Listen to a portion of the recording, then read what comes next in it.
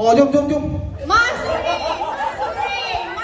Kau keluar sekarang. Kau dah buat maksiat dekat kampung kita ni.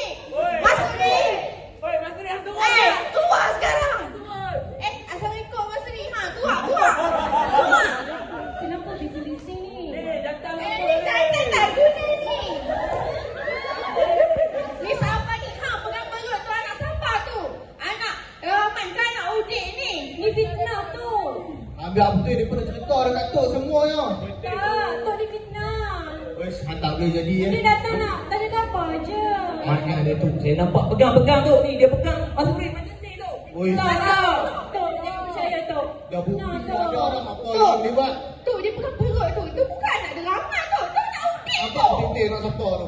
Dia ada Rahman tu. Mana tak logik tu. Dah lama kerja pergi belayar. Mana ada? Betul? Betul? Apa kan? Ongkok